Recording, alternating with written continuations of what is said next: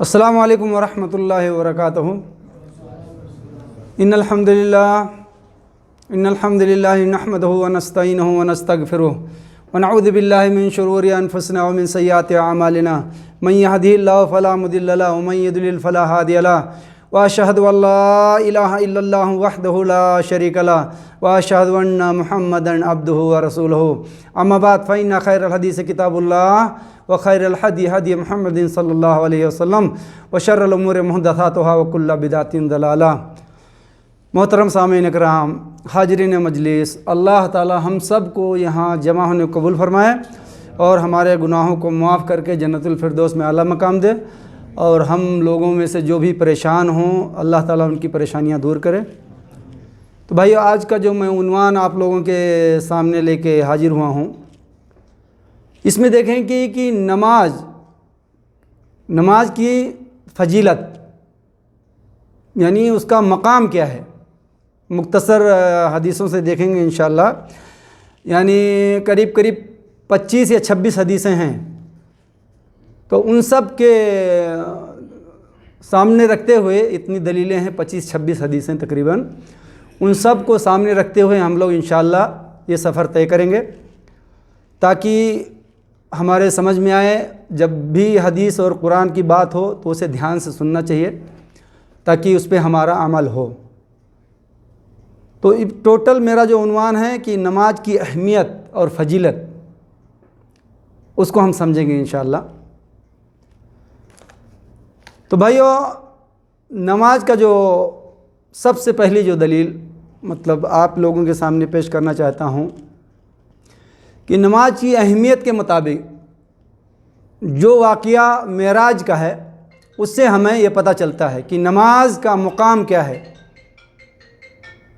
یعنی ہمیں ملا جلا کے نماز کا مقام کو سمجھنا ہے کہ اس کی کتنی پاور ہے، اس کی کتنی اہمیت ہے، اس کی کتنی فضیلت ہے۔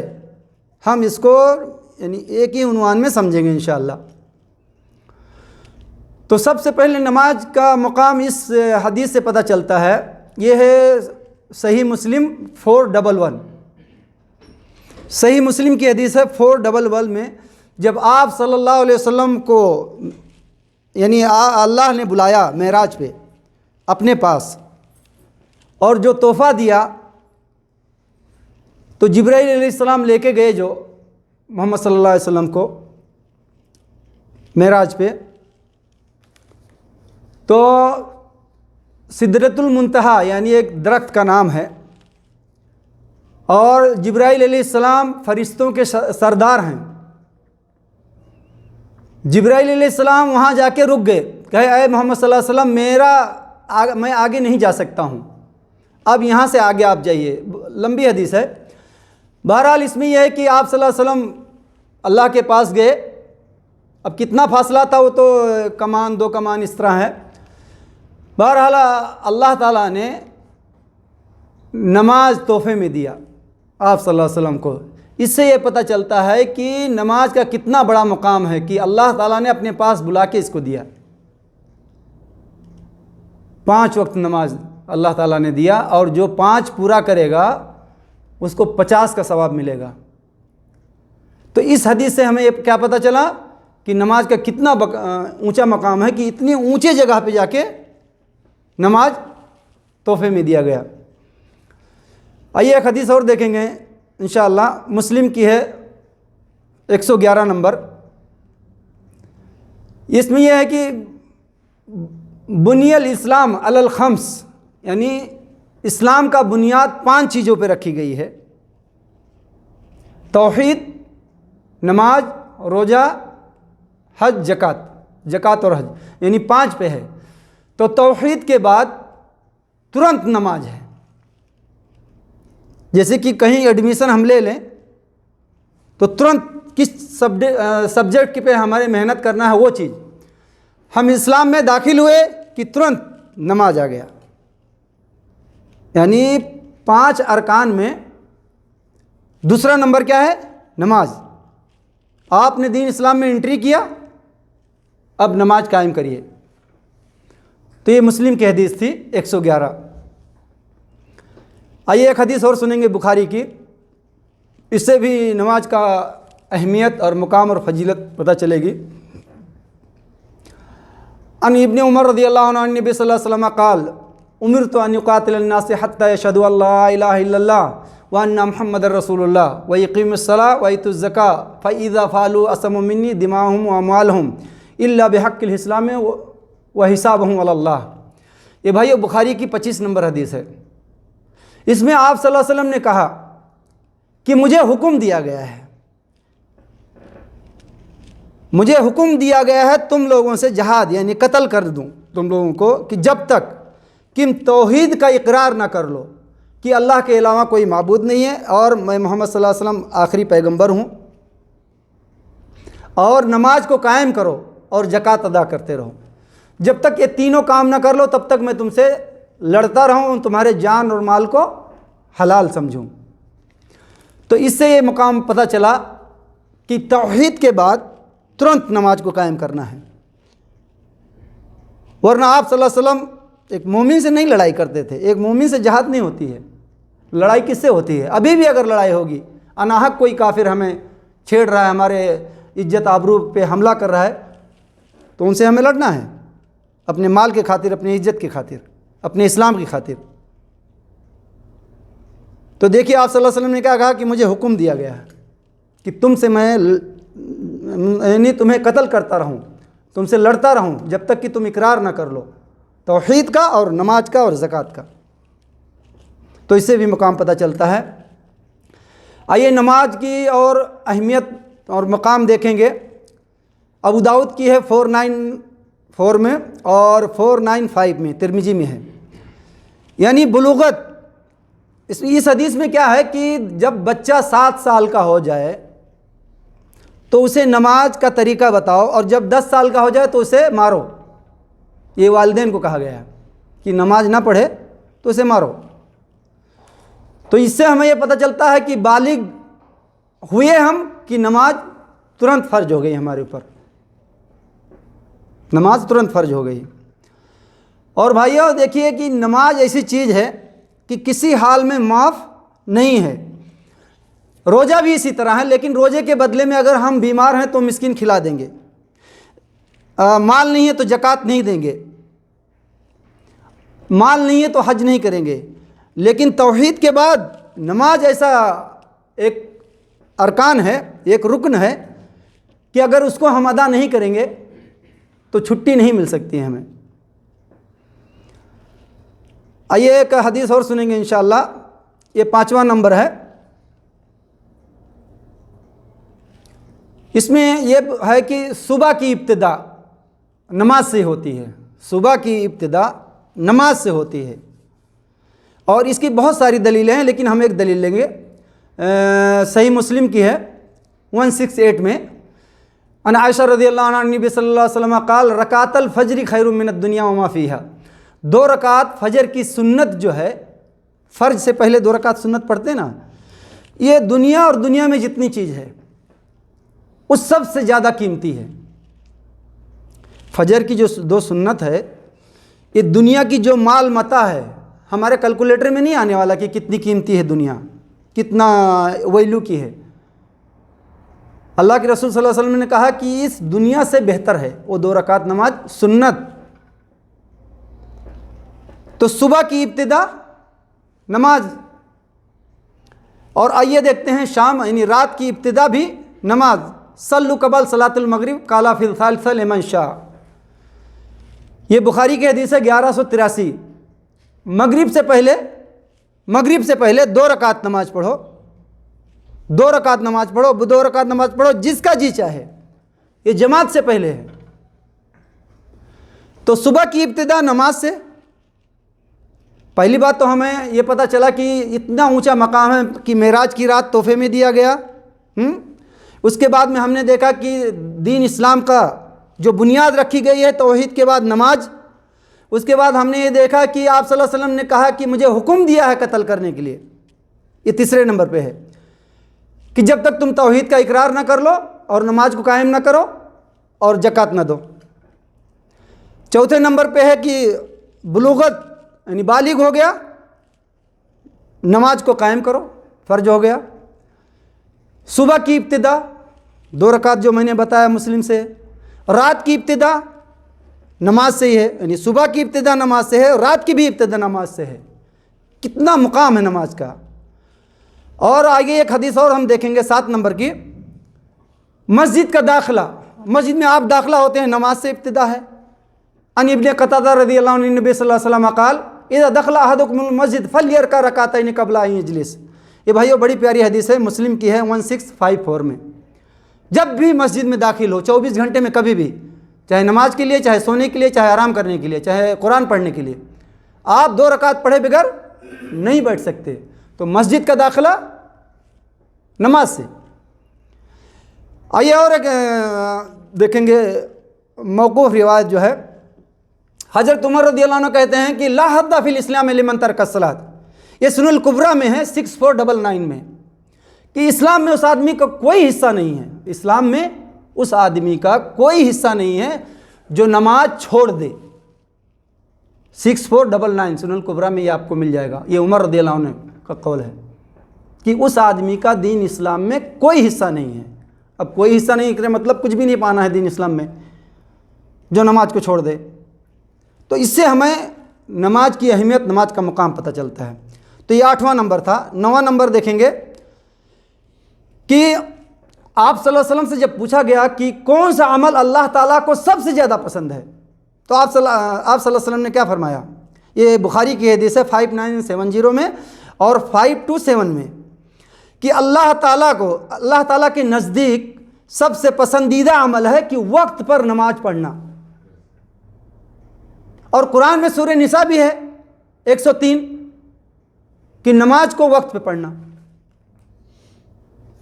تو اس سے ہمیں، یعنی صحابی پوچھیں کہ اللہ تعالیٰ کو کون سا سب سے زیادہ عمل پسند ہے، تو آپ صلی اللہ علیہ وسلم نے کہا کہ وقت پر نماز پڑھنا اللہ تعالیٰ کو سب سے زیادہ محبوب ہے۔ اور بہت ساری باتیں ہیں۔ آئیے 10واں نمبر دیکھیں گے اس عنوان کا، جیسے میں نے کہا 25 سے 26 حدیثیں ہیں آپ لوگوں کے سامنے۔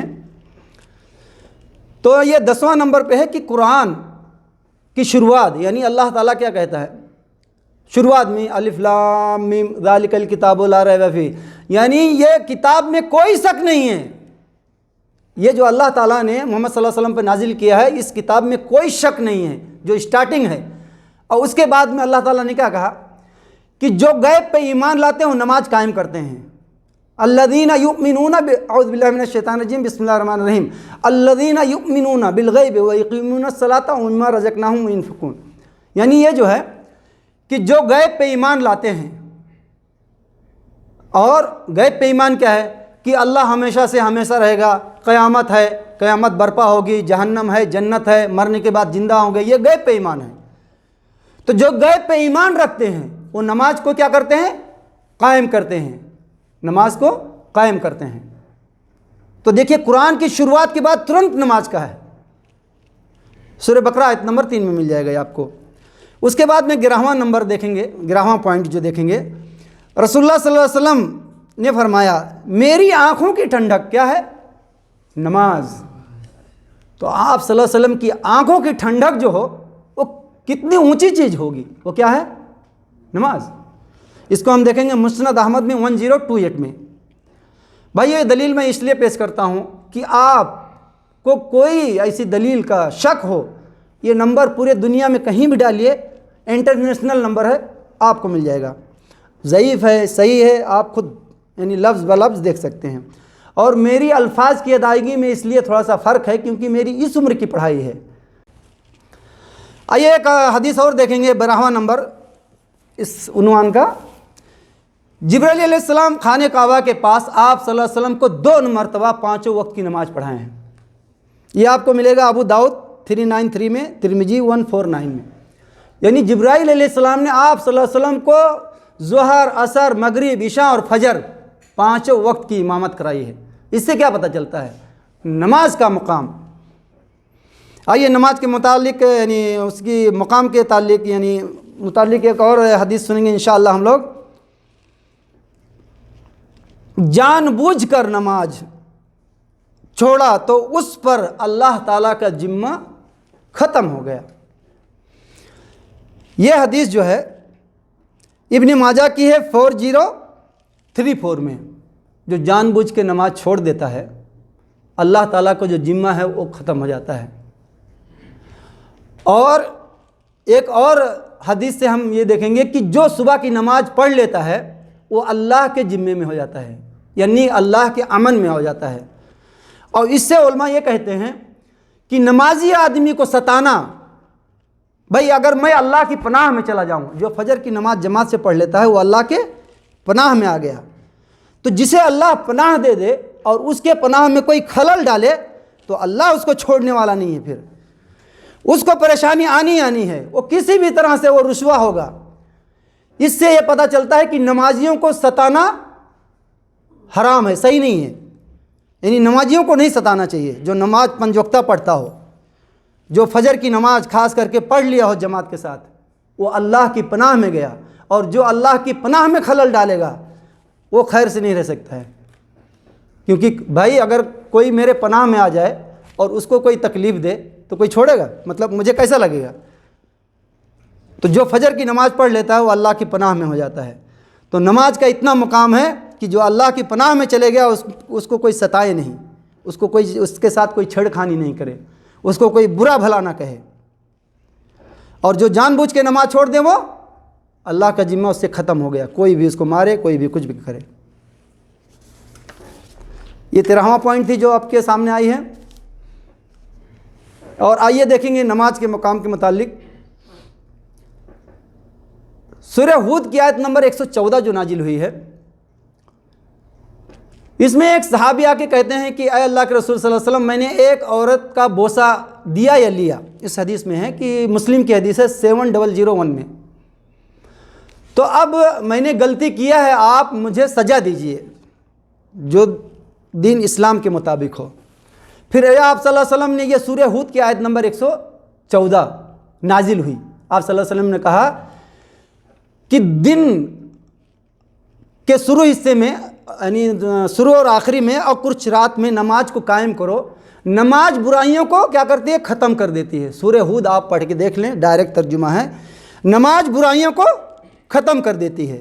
صحابی جب کہ آ کے سلنڈر بول گئے کہ میں نے ایسا گناہ کیا ہے، ایک عورت کے ساتھ ایسا کیا ہے، تو آپ صلی اللہ علیہ وسلم نے کہا کہ مطلب یہ آیت نازل ہو گئی کہ اس دن کے حصوں میں اور کچھ رات میں، دین کے دونوں کناروں میں اور کچھ رات میں نماز کو قائم کرو، کیونکہ نماز جو ہے برائیوں کو مٹا دیتی ہے. آئیے ایک حدیث اور بہت پیاری ہے، سنیں گے اس کو ہم لوگ انشاءاللہ.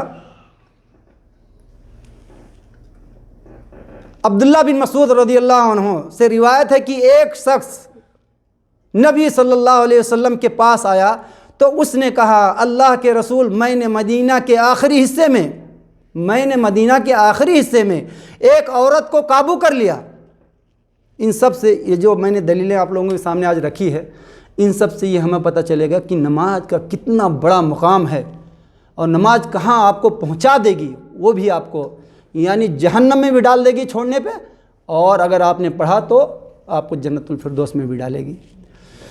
تو اس میں ایک صحابی نے کہا کہ ایک عورت کو میں اپنے قابو میں کر لیا مدینے کے آخری حصے میں، اور اس کے علاوہ میں اس سے جمع کروں، میں نے اس سے اور سب کچھ حاصل کر لیا، یعنی جمع کے علاوہ اور سب کچھ حاصل کر لیا. تو اب میں آپ کے سامنے حاضر ہوں، آپ میرے بارے میں جو چاہیں فیصلہ کریں. عمر رضی اللہ عنہ نے اس سے کہا، اللہ نے تمہارا پردہ رکھا تھا لیکن تم نے اپنا پردہ کھول دیا، کاش تم بھی خود اپنا پردہ رکھتے، یعنی جیسے بات چھپی ہوئی تھی تو تم بھی اپنا پردہ رکھتے. پردہ رکھے. عبداللہ بن مسعود رضی اللہ عنہ نے کہا، رسول اللہ صلی اللہ علیہ وسلم نے اسے کوئی جواب نہ دیا.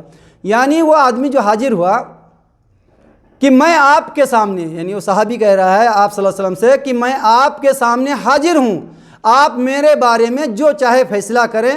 حضرت عمر رضی اللہ عنہ نے اس سے کہا، اللہ نے تمہارا پردہ رکھا، کاش تم خود بھی اپنا پردہ رکھتے. حضرت عبداللہ بن مسعود رضی اللہ عنہ نے کہا، رسول اللہ صلی اللہ علیہ وسلم نے اسے کوئی جواب نہ دیا. تو کچھ دیر بعد وہ شخص اٹھا اور چل دیا۔ نبی صلی اللہ علیہ وسلم نے اس کے پیچھے ایک آدمی بھیج کر اسے بلایا اور اس سے سامنے یہ آیت تلاوت کی۔ کون سی آیت؟ وہی سورہ ہود کی آیت نمبر 114۔ اور یہ جو حدیث کا واقعہ میں بتا رہا ہوں یہ ہے مسلم کی حدیث 7004 میں۔ تو بھیج کر اسے بلایا اور اس کے سامنے یہ آیت پڑھی گئی، سورہ ہود کی آیت نمبر 114۔ دن کے دونوں حصوں میں اور رات کے کچھ حصوں میں نماز قائم کرو، بے شک نیکیاں برائیوں کو ختم کرتی ہے۔ ترجمہ ہے کس کا؟ قرآن کا، سورہ ہود آیت نمبر 114 کا، کہ نماز کے یعنی دن کے دونوں حصوں میں نماز قائم کرو اور کچھ رات میں، بے شک نماز برائیوں کو کیا کرتی ہے؟ ختم کر دیتی ہے، برائیوں کو ختم کر دیتی ہے۔ یہ ان کے لیے یاد دہانی ہے جو اچھی بات کو یاد رکھنے والے ہیں۔ اس پر لوگوں میں سے ایک آدمی نے کہا، اللہ کے نبی کیا یہ خاص اسی کے لیے ہے؟ یعنی یہ بشارت، یہ خوشخبری، یعنی صحابہ پوچھنے لگے کہ صرف وہی آدمی کے لیے ہے جو ایک عورت کو قابو کر لیا مدینے کے آخری حصے میں، اور جمع کے علاوہ تقریباً سب کچھ اس کے ساتھ کیا، اور آ کے محمد صلی اللہ علیہ وسلم کے ساتھ سلنڈر بول گیا کہ میں نے ایسا ایسا کام کیا ہے اور دین اسلام کے مطابق مجھے سزا دیجیے۔ تو آپ صلی اللہ علیہ وسلم نے جواب نہیں دیا۔ پھر وہ جانے لگے، پھر ایک صحابی کو بھیج کے بلائے آپ صلی اللہ علیہ وسلم، اور قرآن کی یہ آیت سنائے کہ نماز کو قائم رکھو، یعنی پڑھ لیا کرو اور کچھ رات میں پڑھ لیا کرو، اور نیکیاں برائیوں کو ختم کر دیتی ہے۔ تو لوگوں نے کہا کہ اللہ کے رسول صلی اللہ علیہ وسلم یہ بشارت، یہ خوشخبری خالی اسی کے لیے، خاص ایک آدمی کے لیے۔ آپ صلی اللہ علیہ وسلم نے کہا کہ یہ میری سب یعنی پوری امت کے لیے، ایک آدمی کے نہیں۔ اللہ کے نبی کیا کہا؟ خاص اسی کے لیے ہے۔ آپ صلی اللہ علیہ وسلم نے ارشاد فرمایا بلکہ تمام لوگوں کے لیے، یعنی یہ سب کے لیے ہے۔ اور مسلم کی ایک حدیث دیکھیں گے 552 میں، اس سے بھی مقام پتہ چلے گا نماز کا۔ ان ابو ہریرہ رضی اللہ عنہ نبی صلی اللہ علیہ وسلم قال الصلوات الخمس والجمعۃ الی الجمعہ ورمضان الی رمضان مکفرات ما بینہن اذا اجتنبت الکبائر۔ آپ صلی اللہ علیہ وسلم نے فرمایا کہ ایک نماز سے دوسرے نماز کے درمیان میں جو گناہ ہوتا ہے، مطلب میں نے جوہر پڑھا، عصر کے بیچ میں جو گناہ ہے اللہ تعالیٰ معاف کر دیتا ہے۔ ایک جمعے سے دوسرے جمعے کے بیچ میں جو گناہ ہیں وہ معاف ہو جاتے ہیں۔ ایک رمضان سے دوسرے رمضان کے بیچ میں جو گناہ ہیں معاف ہو جاتے ہیں۔ حدیث کے آخری الفاظ کیا ہیں؟ اذا اجتنبت الکبائر، اگر بڑے گناہوں سے بچتے رہو گے تب، یعنی صغیرہ گناہ معاف ہو جاتے ہیں۔ تو نماز کا اتنا اونچا مقام ہے کہ ایک نماز سے دوسرے نماز کے بیچ میں جو گناہ ہیں وہ معاف کر دیے جاتے ہیں۔ یہ مسلم کی حدیث ہے 552 میں۔ یہ ایک 16واں نمبر جو اس عنوان کا پوائنٹ ہے، ابو داؤد کی ہے حدیث 198 میں، اس سے بھی پتہ چلتا ہے نماز کا مقام۔ ایک صحابی کو 3 تیریں لگی،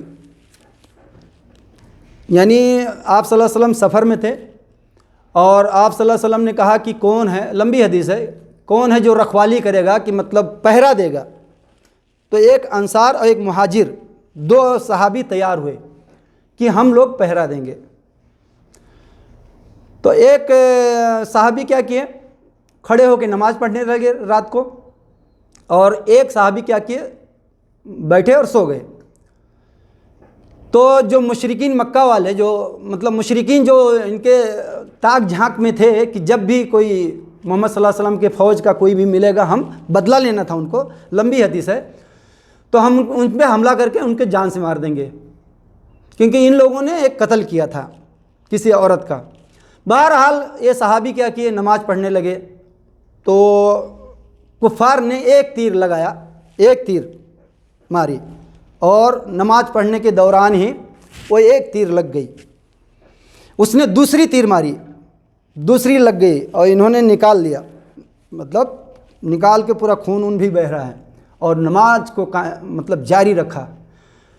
تیسری تیر لگی، یعنی 3 نیزے لگے ان کو، پھر بھی نماز نہیں توڑے۔ تیسرے تیر کے بعد صحابی جب گر گئے، تو جب کفار کو پتہ چلا کہ یہ لوگ ہوشیار ہو گئے ہیں، وہ بھاگ گیا، اور دوسرے صحابی جب اٹھے تو پہلے کہنے لگے کہ مجھے پہلے کیوں نہیں آپ نے اشارہ کیا جب پہلی تیر لگی تھی؟ تو انہوں نے کہا کہ میں ایسا سورت پڑھ رہا تھا، نماز میں مشغول تھا کہ میں مناسب نہیں سمجھا۔ کتنی محبت تھی! اس سے یہ پتہ چلتا ہے 3 نیزے لگے ہوں، ہم کو اگر چیونٹی کاٹ لے تو ہم نماز میں کیا خلل کرتے ہیں۔ 3 نیزے 3 تیر لگی ہیں اس صحابی کو، اور نماز کو جاری رکھے۔ آخر میں جب گر گئے تو وہ صحابی اٹھے، بولے کہ مجھے پہلے کیوں نہیں ہوشیار کیے؟ بولے میں مناسب نہیں سمجھ رہا تھا، اتنی اچھی صورت پڑھ رہا تھا، اتنا میں مشغول تھا، میں نے مناسب نہیں سمجھا کہ میں نماز توڑ دوں اور تمہیں جگا دوں یا اٹھا دوں۔ تو اس سے کیا پتہ چلتا ہے کہ ان کے دلوں میں کامیاب اس لیے تھے نا وہ بھائی، کچھ کم پوری دنیا پہ حکومت کیوں کیے؟ کیونکہ ارکان اسلام کو انہوں نے قائم رکھا تھا۔ ارکان اسلام کا ستون 5 ہے اور 5 کے 5 کو قائم رکھے تھے۔ اور ہم اپنا جائزہ لے لیں کہ کتنے ستونوں کو قائم رکھے ہیں۔ نماز کا قائم رکھے ہیں، توحید کا قائم رکھے ہیں، توحید اقرار کر کے مشرکینہ کام کرتے ہیں، یعنی نماز فرض ہو گئی ہے، گھوم رہے ہیں۔ رمضان آ گیا، روزے برابر نہیں رکھ رہے ہیں، لیکن دکھاوے کے لیے روزہ رکھ رہے ہیں۔ مال ہو گیا، حج نہیں کر رہے ہیں۔ مال آ گیا، زکوٰۃ نہیں دے رہے ہیں۔ تو ہم نے کون سا ارکان اسلام کو قائم رکھا؟ اسی لیے ہم پیٹے جا رہے ہیں نا۔ تو صحابہ ارکان اسلام کو 5 کے 5 کو وہ قائم رکھے تھے۔ یہی تھی کہ فرشتوں کی مدد آتی تھی، اللہ کی مدد آتی تھی، اور جب جنون اور جذبہ ہونا تو ہمت کا کیا کہنا۔ مین یہی ہے، بزدلی تو بہت پیچھے چھوڑ دیتی ہے بھائیوں۔ تو ان کے پاس ایمان تھا اور نماز کو قائم رکھتے تھے۔ نماز کی محبت تھی کہ 3 تیر لگنے کے بعد بھی وہ نماز کو توڑنا گوارا نہیں کیے تھے۔ یہ دیکھ لیجئے بھائی، یہ جو میں واقعہ بتایا ہوں ابو داؤد میں 198 میں ملے گا۔ تو اتنا دردناک واقعہ ہے، اس سے پتہ چلتا ہے نماز کی اہمیت۔ آئیے آپ دیکھیں گے ہم لوگ اس عنوان کا 17واں پوائنٹ۔ یہ ترمذی 406 میں ہے، ابو داؤد میں ہے 1521 میں ہے۔ اس کو ہم سنیں گے قاعدے سے۔ ابو بکر رضی اللہ عنہ سے سچ بیان کیا ہے کہ میں نے رسول اللہ صلی اللہ علیہ وسلم کو فرماتے سنا، جو شخص گناہ کرتا ہے پھر جا کر وضو کرتا ہے، جو شخص بھی گناہ کر لے اور جا کر وضو کرتا ہے اور پھر نماز پڑھتا ہے، پھر اللہ سے استغفار کرتا ہے تو اللہ اسے معاف کر دیتا ہے۔ یعنی گناہ کرنے کے بعد اللہ سے معافی طلب کرے، وضو کر کے نماز کو قائم کرے اور اللہ سے معافی مانگے تو اللہ اسے معاف کر دیتا ہے۔ پھر آپ نے یہ آیت پڑھی، یعنی قرآن کی تلاوت کی، یہ سورہ آل عمران کی ہے 135 میں، یعنی آپ صلی اللہ علیہ وسلم سورہ آل عمران کی آیت یہ سنائی۔ اس کا ہم ترجمہ سن لیں گے۔ اور جب ان سے کوئی گناہ حرکت ہو جاتی، گناہ سرزد ہو جاتا ہے تو وہ اللہ کو یاد کر کے فوراً استغفار کرتے ہیں۔ یہ کیا ہے؟ ڈائریکٹ قرآن اور ترجمہ بتا رہا ہوں میں۔ جب بھی کوئی گناہ ہو جائے تو کیا ہے؟ وضو کر کے نماز پڑھنا ہے تو استغفار کرتے ہیں، اور اللہ کے سوا کون گناہ بخش سکتا ہے، اور وہ جان بوجھ کر کسی گناہ پر آڑے نہیں رہتے۔ یعنی ہم جب بھی کوئی غلطی کریں صحیح سے وضو کریں اور نماز پڑھیں اور اللہ سے اخلاص سے معافی مانگیں۔ آئیے ایک 18واں نمبر اس تقریر کا پوائنٹ ہم لوگ سمجھیں گے۔ ابو داؤد کی یہ حدیث ہے 1269 میں، ترمذی میں ہے 428 میں۔ رسول اللہ صلی اللہ علیہ وسلم نے فرمایا، جو شخص ظہر سے پہلے 4 رکعت پڑھ لے اور ظہر کے بعد 4 رکعت پڑھ لے، یہ کب؟ فرض نماز سے پہلے۔ کیا ہے اس میں؟ ظہر سے پہلے جو 4 رکعت پڑھ لے سنت، اور ظہر کے بعد 4 رکعت پڑھ لے، 2 سنت 2 نفل، تو اللہ تعالیٰ اس کے اوپر جہنم کی آگ کو حرام کر دیا ہے۔ کس کے لیے؟ جو فرض سے پہلے 4 رکعت پڑھ لے سنت، اور فرض نماز کے بعد کتنی پڑھ لے؟ 4۔ تو یہ نماز کی کیا ہے؟ پاور، فضیلت اس سے پتہ چلتی ہے کہ اللہ نے اس کے اوپر جہنم کی آگ کو حرام کر دیا ہے۔ آئیے 19 نمبر اس تقریر کا دیکھیں گے پوائنٹ۔ یہ مسلم کی حدیث ہے 7006 میں۔ انس رضی اللہ عنہ سے روایت ہے کہ ایک شخص نبی صلی اللہ علیہ وسلم کے پاس آیا اور عرض کیا، اللہ کے رسول، میں نے حد لگنے والے کام کیے ہیں، یعنی سزا پانے والے، حد لگنے والے، کوڑے وغیرہ کام کا ارتکاب کیا ہے، مجھ پر حد قائم کیجیے۔ یعنی کتنا محبت تھی اور کتنا ایمان مضبوط تھا۔ آج کل کوئی ایسا کر سکتا ہے جلدی؟ الا اللہ کی جس کے اوپر رحم ہو، گناہ کرنے کے بعد اور اس طرح۔ تو صحابہ یا صحابیات اس ٹائم کے، مطلب جو رسول صلی اللہ علیہ وسلم کے وقت کے جو ایمان لانے والے تھے، گناہ کرنے کے بعد آپ صلی اللہ علیہ وسلم کے سامنے پیش ہو جاتے تھے کہ میں نے یہ گناہ کیا ہے اور آپ مجھے یعنی اسلام کی یعنی جو قانون ہے اس کے مطابق مجھے سزا دیجیے۔ تو یہ حدیث ہم لوگ سنیں گے قاعدے سے، اس سے یہ پتہ چلے گا نماز کا مقام جو ہے۔ 7006 مسلم کی ہے۔ تو صحابی حاضر ہوئے، حد قائم کیجئے۔ حضرت انس رضی اللہ عنہ نے کہا، تب نماز کا وقت آ گیا۔ یعنی یہ صحابی کہنے لگے کہ مجھ پر حد قائم کیجئے، میں نے ایسا گناہ کیا ہے رسول صلی اللہ علیہ وسلم کے سامنے۔ تو اتنے میں نماز کا وقت آ گیا۔ انس رضی اللہ عنہ نے کہا، تب نماز کا وقت آ گیا، اس نے رسول اللہ صلی اللہ علیہ وسلم کے ساتھ نماز پڑھی۔ جب نماز پڑھ لی تو کہنے لگا، اللہ کے رسول، میں نے حد کے قابل گناہ کا ارتکاب کیا ہے، میرے بارے میں اللہ کی کتاب کا جو فیصلہ ہے اسے نافذ فرمائیے۔ آپ صلی اللہ علیہ وسلم نے فرمایا، کیا تو ہمارے ساتھ نماز میں شامل ہوا؟ اس نے عرض کیا، ہاں۔ فرمایا، تیرا گناہ بخش دیا گیا۔ نماز سے پہلے وہ حاضر ہوا کہ میں نے سزا پانے والے گناہ کیے ہیں، اور آپ کے جو یعنی اللہ نے جو نازل کیا ہے اس گناہ کا فیصلہ جو ابھی بتایا نہیں تھا اس نے کہ میں نے، لیکن ان کو پتہ تھا کہ میں نے حد لگنے والے یعنی سزا پانے والے گناہ میں نے کیے ہیں۔ اتنے میں نماز کا وقت آ گیا۔ اس ٹائم تک آپ صلی اللہ علیہ وسلم نے کوئی جواب نہیں دیا تھا۔ صحابی آپ صلی اللہ علیہ وسلم کے ساتھ نماز پڑھے، نماز پڑھنے کے بعد پھر کھڑے ہو گئے کہ اے اللہ کے رسول صلی اللہ علیہ وسلم، میں نے حد یعنی گناہ کیے ہیں، سزا پانے والے، آپ مجھ پہ اللہ کے قانون کے مطابق حد قائم کیجئے، سزا دیجئے۔ تو آپ صلی اللہ علیہ وسلم نے کہا کہ تو نے میرے ساتھ نماز پڑھا؟ صحابی نے کہا کہ ہاں میں نے پڑھا۔ تو آپ صلی اللہ علیہ وسلم نے کہا کہ کیا کہا؟ تیرا گناہ بخش دیا گیا۔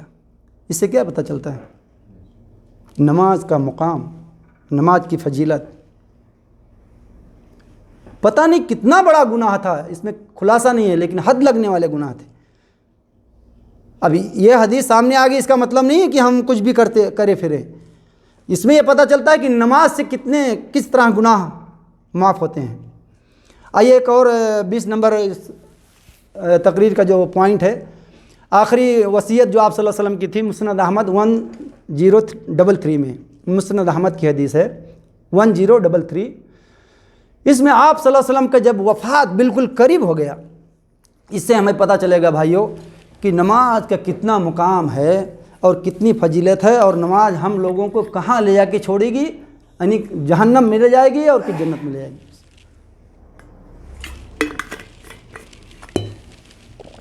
آپ صلی اللہ علیہ وسلم کا وفات قریب ہے، مسند احمد کی حدیث ہے 1033 میں۔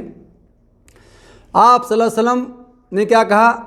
الصلاۃ الصلاۃ وما ملکت ایمانکم، نماز کو قائم کرو، نماز کو قائم کرو، نماز کو قائم کرو، اور اپنے غلاموں کے ساتھ انصاف کرو۔ یہ کہتے کہتے کہتے آپ صلی اللہ علیہ وسلم کی آواز سینے میں دب گئی، یعنی آخری وفات کا ٹائم ہے۔ یہ ہم لوگوں کے لیے وصیت ہے۔ کیا ہے؟ وصیت ہے۔ یعنی اتنی اپنی امت سے محبت کرتے تھے، اتنا فکر تھا ان کو۔ الصلاۃ الصلاۃ وما ملکت ایمانکم، آپ صلی اللہ علیہ وسلم نے کہتے کہتے کہتے کہتے نماز کو قائم کرو، نماز کو قائم کرو اور غلاموں کے ساتھ انصاف کرو۔ آپ صلی اللہ علیہ وسلم کی آواز سینے میں دب گئی کہ اب آواز نہیں کھل سکتی ہے، اور یہی الفاظ دہراتے دہراتے سینے میں ڈوب گئی ان کی آواز۔ تو یہ آخری وصیت کیا ہمیں بتا رہی ہے کہ نماز کا کیا مقام ہے، یعنی بہت بڑا مقام ہے، اس لیے آپ صلی اللہ علیہ وسلم کی آخری وصیت یہ تھی۔ آئیے اور دیکھیں گے 21 نمبر پوائنٹ جو ہے ابن ماجہ کی ہے 4272 میں۔ یہ بھائیو بہت یعنی ہمارے ضمیر کو جگانے والی واقعہ ہے یہ۔ قبر میں جب فرشتہ آئے گا کیا کہے گا؟ اٹھ جاؤ حساب دینے کے لیے۔ اب دیکھیے آپ صلی اللہ علیہ وسلم کی وفات کا آخری وصیت جو ہے نماز، قبر میں ہم اٹھیں گے، اٹھنے کے بعد ترنت نماز۔ فرشتہ کہے گا چلیے من رب کا حساب دیجئے، وہ آدمی اٹھے گا، آنکھ ملتا ہوا اٹھ کے بیٹھے گا، اور ہر آدمی نہیں کرے گا یہ، جو یہ نماز کا پابند ہوگا وہ کرے گا۔ فرشتوں کے سامنے یہ مجال، ٹھہرو سورج ڈوبنے والا ہے، میں پہلے نماز ادا کر لوں بعد میں حساب دوں گا۔ فرشتے کہیں گے نماز کا سلسلہ ختم ہے، آپ ہمیں کنٹینیو جواب دیجئے، جس طرح ہم سوال کریں گے آپ جواب دیجئے۔ لیکن مردہ جب اٹھے گا تو سب سے پہلے کیا کرے گا؟ آنکھیں ملتا ہوا اٹھے گا اور دیکھے گا کہ سورج غروب ہو رہا ہے۔ یعنی مردے کو کبھی بھی دفن کیا جائے، رات دن کبھی بھی، لیکن جب وہ قبر میں اٹھے گا تو عصر کا ٹائم ہوگا، عصر کے بعد اور مغرب سے پہلے کیا رہتا ہے؟ یعنی جو چڑیا اپنے گھر میں جانے لگتی ہیں، دیکھو گے پرندے اپنے گھر میں جانے لگتے ہیں، یعنی تقریباً ایسا لالی آ جاتی ہے، تو اس طرح کا اس کو مردے کو اس طرح لگے گا کہ ابھی میری عصر قضا ہو جائے گی، اس کو فکر رہے گی کہ میری نماز عصر کی قضا ہو جائے گی، تو کہے گا کہ میں نماز پڑھ لوں۔ یہ حدیث ہے آپ لوگوں کے سامنے ابن ماجہ 4272 میں۔ تو یہ کون کہے گا کہ نماز پڑھ لوں؟ جو نمازی ہوگا، جو نماز کا پابند ہوگا۔ اور کس کی مجال کی فرشتوں کے سامنے کہے کہ مجھے نماز پڑھنے دو۔ بہرحال وہ نماز تو نہیں پڑھے گا، لیکن اس کی اچھا ہوگی، کہے گا کہ میں نماز پڑھوں گا، عصر میری قضا ہو جائے گی، رک جاؤ ابھی۔ بھائی جو سوال کریں گے نا وہ کہے گا کہ میں ابھی نماز پڑھ لوں پھر جواب دوں گا۔ تو دیکھیے آپ صلی اللہ علیہ وسلم کی یعنی وفات کا آخری ٹائم نماز کا، قبر میں اٹھو گے نماز ہے۔ آگے بڑھتے ہیں ہم لوگ۔ اس عنوان کا 22واں پوائنٹ ہے قیامت والے دن سب سے پہلے کیا ہوگا؟ پوری انسانیت کے سامنے سب سے پہلے کیا ہوگا؟ یہ حدیث ابن ماجہ کی ہے 466 اور ترمذی میں ہے، نسائی میں ہے۔ ابن ماجہ میں ہے 1425، نسائی میں ہے 466، ترمذی میں ہے 413۔ اس سب میں آپ دیکھ سکتے ہیں کہ قیامت کے دن جو ہے سب سے پہلے حساب ہوگا نماز کا۔ اس سے ہمیں پتہ چلتا ہے کہ نماز کا کیا مقام ہے۔ بندوں کے درمیان سب سے پہلے خون کا ہوگا، اور اللہ اور بندوں کے درمیان کیا ہوگا؟ نماز کا۔ تو جس کی نماز صحیح نکلی وہ کامیاب ہو گیا، اور جس کی نماز میں کمی نکلی، مطلب فرائض کم ہوں گے تو نفل سے پورا ہوگی، انہی حدیث میں ہے، اگر فرائض میں کم ہوگا تو نفل سے پورا ہوگا، لیکن جو نماز کے اس میں کامیاب ہو گیا وہ کامیاب ہو گیا، باقی اس کے سارے معاملے آسان ہو جائیں گے۔ تو پوری انسانیت کے سامنے اور قیامت دل دہلا دینے والا منظر، نفسا نفسی، لوگ ننگے ہوں گے، نفسا نفسی کا عالم ہوگا، کوئی کسی کی پرواہ نہیں ہوگی، نہ بیٹا بیٹی کو پہچانے گا، نہ ماں بیٹے کو پہچانیں گے، نہ بیٹا ماں کو پہچانے گا، 30ویں پارے میں ہے۔ تو کہنے کا مطلب یہ ہے کہ نماز کا یہ مقام ہے کہ سب سے پہلے اللہ تعالیٰ کس کا حساب لے گا؟ نماز کا۔ آئیے اب اس کے آگے بڑھتے ہیں۔ 22واں پوائنٹ جو ہے اس کے بعد کیا ہے؟ قیامت کے بعد کیا ہے؟ جہنم۔ جہنم میں سب سے پہلے کیا ہے؟ نماز۔ سورہ مدثر آیت نمبر 40 سے لے کے 43 تک دیکھ لیجئے۔ فی جناتی یتساءلون عن المجرمین ما سلککم فی سقر قالوا لم نکن من المصلین ولم نکن نطعم المسکین۔ یعنی جو جنتی جب آئیں گے جہنمیوں سے پوچھیں گے کہ تم یہاں کیسے آ گئے؟ تو جہنمی کہے گا کہ قالوا لم نکن من المصلین، وہ کہے گا کہ میں نمازی نہیں تھا۔ تو جہنم میں سب سے پہلے جانے کا سبب نماز کا چھوڑنا۔ یہاں قیامت کے دن پہلے نماز، جہنم میں پہلے نماز۔ جنت سے سوال کر رہے ہیں کہ تم یہاں کیسے آ گئے، اس دردناک عذاب میں کیسے آ گئے؟ تو کیا جواب دیتا ہے جہنمی؟ سب سے پہلے کہتا ہے کہ میں نمازی نہیں تھا۔ اب جو کہتے ہیں کہ ہم نماز کا اقرار کرتے ہیں، ان سے پوچھو کہ جہنم کے آگے بھی کوئی منزل ہے؟ یہ جہنمی خود کہہ رہا ہے کہ میں نمازی نہیں تھا۔ جو کہتے ہیں کہ میں اقرار کرتا ہوں یا میں نے کلمہ پڑھ لیا ہے، تو جہنمی تو خود کہہ رہا ہے کہ میں نمازی نہیں تھا، اس لیے آ گیا ہوں، اور مسکینوں کو کھانا بھی نہیں کھلاتا تھا، اور گپ لڑانے والوں کے ساتھ گپ لڑایا کرتا تھا۔ آگے بڑھیں گے۔ اس عنوان کا 24واں پوائنٹ جو ہے بخاری کی ہے 806 میں۔ یہ بھی بہت پیاری حدیث ہے بھائیو، اس کو ہمیں دھیان سے سننا چاہیے۔ جہنمیوں میں سے اللہ تعالیٰ جس پر رحم فرمانا چاہے گا تو ملائکہ کو حکم دے گا کہ جو خالص اللہ تعالیٰ کی عبادت کرتے تھے انہیں باہر نکال لو۔ چنانچہ ان کو باہر نکالیں گے، اور فرشتے جو ہے موحد توحید پرست کو، نمازیوں کو کسے پہچانیں گے؟ یہ جو سجدے کی جگہ ہے نا، یہ اللہ تعالیٰ نے جہنم کی آگ کو حرام کر دیا ہے۔ حالانکہ اللہ تعالیٰ کو سب پتہ ہے کون جنتی ہے، کون جہنمی ہے، کون موحد ہے، بہرحال پھر بھی اللہ تعالیٰ فرشتوں کو حکم دے گا کہ جاؤ ایسے ایسے لوگوں کو نکال لو۔